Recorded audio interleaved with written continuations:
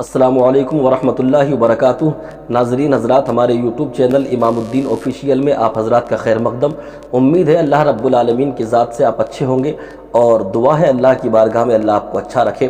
میں اس موضوع کے ساتھ آپ کی خدمت میں حاضر ہوں کہ معتکف یعنی اعتکاف کرنے والا کن کن صورتوں میں مسجد سے باہر نکل سکتا ہے۔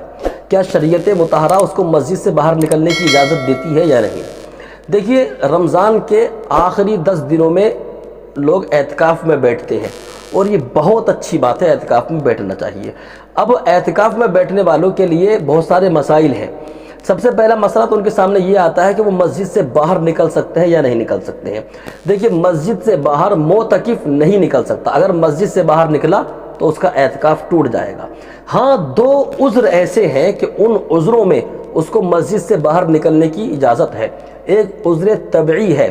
عذر طبعی اس کو کہیں گے جیسے پیشاب پاخانہ وغیرہ کے لیے جانا یا غسل کے لیے جانا۔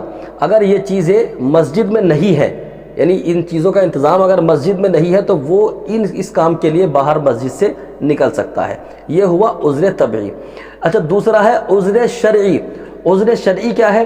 عذر شرعی یہ ہے کہ جیسے معتکف جو ہے، اگر اس کو اذان پڑھنی ہے اور اذان پڑھنے کا راستہ مسجد سے باہر نکل کے پھر جاتا ہے، تو وہ مسجد سے باہر نکل کے اذان پڑھنے کے لیے وہاں جہاں اذان پڑھی جاتی ہے جا سکتا ہے۔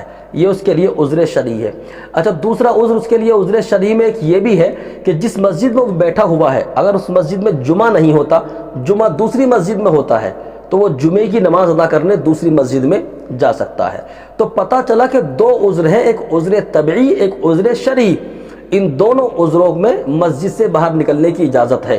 صاحب بہار شریعت حضرت علامہ امجد علی اعظمی علیہ رحمت و رضوان، بہار شریعت جلد نمبر 1 صفحہ نمبر 1023 اور 1024 پر ارشاد فرماتے ہیں کہ 2 عذر، عذر طبعی، عذر شرعی۔